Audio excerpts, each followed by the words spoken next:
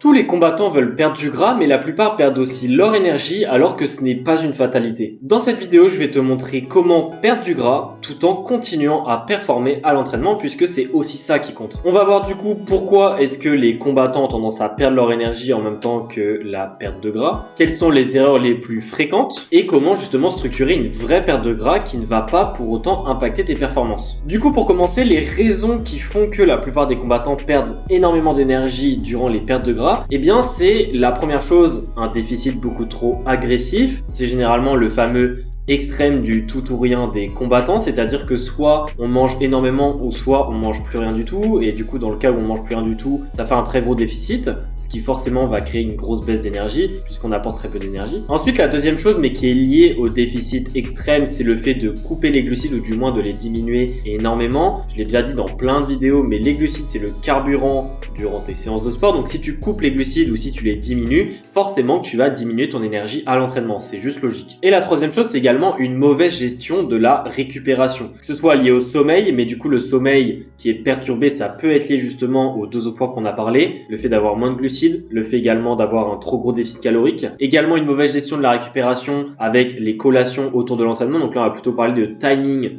de glucides pour optimiser la récupération, ça c'est mal géré. Et après, concernant la récupération, il y a également tout simplement le volume d'entraînement, c'est-à-dire que quand tu fais une perte de gras, eh bien dans certains cas, il faut aussi savoir ajuster au niveau de l'entraînement et pas seulement continuer comme si tu n'avais rien changé dans ton alimentation, puisque ça peut avoir des impacts et forcément ça peut impacter ta progression, que ce soit sur ton poids mais également sur ta performance à l'entraînement. Et pour rebondir par rapport au point des glucides et par rapport au niveau du déficit, c'est très courant que je vois des combattants qui mettent un gros déficit, qui mangent très peu de glucides, mais par contre les protéines sont extrêmement élevées. Il faut comprendre que toi t'es combattant, tu cherches à continuer à performer et que tu n'es pas un bodybuilder où tu ne peux pas te comparer avec quelqu'un qui fait un sport dans la salle, le bodybuilding, etc. Toi t'es vraiment dans les sports de combat, donc avoir énormément de protéines et couper les glucides c'est vraiment pas la bonne idée dans ton cas, et ça je vais y revenir juste après. Du coup, comment est-ce qu'on fait pour structurer une bonne perte de gras mais surtout sans impacter tes performances? Eh bien il y a plusieurs étapes. La première étape, c'est de faire un déficit progressif. J'en ai déjà parlé dans la vidéo juste ici de déficit agressif vs déficit modéré. Mais ici, l'idée, si tu veux faire une perte de gras, c'est de faire un déficit modéré. Plus tu vas faire un déficit agressif et plus tu vas perdre dans le poids que tu vas perdre, une grosse partie de muscles, évidemment, c'est pas ce que tu veux. Donc, si tu perds le poids un peu moins rapidement, mais que tu fais les choses correctement avec une bonne structure, et bien là, tu perdras en termes de proportion plus de gras. Et du coup, à long terme, ce sera plus intéressant de faire comme ça. La deuxième chose, c'est évidemment de garder un taux de protéines correct. Mais ici, avoir 1,8 à 2,2 grammes par kilo de poids de corps, c'est largement suffisant. Si tu as plus de protéines que 2,2 grammes par kilo de poids de corps, et je sais que c'est assez courant chez les combattants qui veulent essayer de bien faire justement, eh bien ça sert à rien. Et je te conseille justement le surplus de protéines que tu as à le mettre pour des glucides que tu as tendance justement à négliger. Ensuite, la troisième chose, c'est évidemment avoir assez de glucides dans la journée, mais surtout avoir assez de glucides autour des séances. C'est-à-dire que durant tes entraînements, eh bien je t'invite à avoir des glucides à la fois avant l'entraînement, donc en pré-workout, mais également avoir des glucides après l'entraînement pour la récupération. Et ça, c'est souvent ce qui peut faire toute la différence au niveau de la progression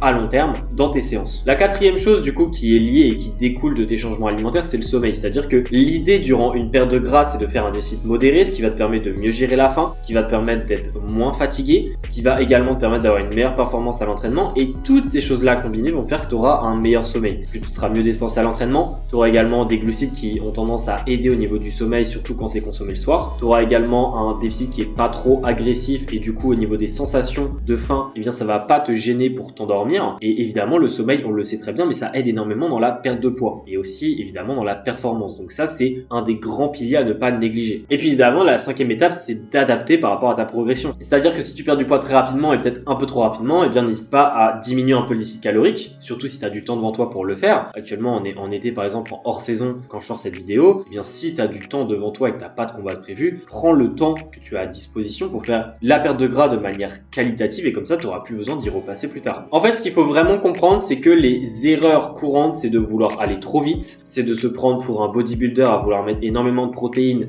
et du coup négliger les glucides, ce qui n'est pas du tout en accord avec comment fonctionne un combattant au niveau des filières énergétiques, etc. Et puis la troisième chose, c'est évidemment de faire trop de cardio, c'est-à-dire que tu cherches forcément à augmenter la dépense, sauf que tu fais des activités qui vont à la fois beaucoup plus t'épuiser alors que tu manges déjà pas beaucoup de glucides, mais en plus de ça, eh bien c'est le genre genre d'activités qui peuvent facilement te donner très très vite faim, ou alors te donner la sensation que tu t'es tellement dépensé que tu peux manger plus par la suite, mais au final c'est pas si vrai que ça. Donc j'espère en tout cas que ces étapes t'auront aidé. Il faut vraiment juste retenir que le déficit ne doit pas être trop agressif, que les protéines t'hésites pas à un peu les diminuer si elles sont trop hautes et que tu mets plus de glucides à la place, et comme ça, eh bien, tu verras que la progression va suivre toute seule, que ce soit à l'entraînement mais aussi au niveau de la perte de gras. Et évidemment, si tu souhaites directement être accompagné par rapport à tout ça pour être suivi et pour que je puisse t'aider à atteindre ton objectif dans les délais que tu as, eh bien je t'invite à cliquer sur le premier lien dans la description de la vidéo. On peut faire un appel gratuitement ensemble, comme ça je comprends un peu mieux ta situation, je te dis concrètement comment est-ce que je verrai ta stratégie pour toi, et puis après sinon on se dit à la prochaine pour une nouvelle vidéo.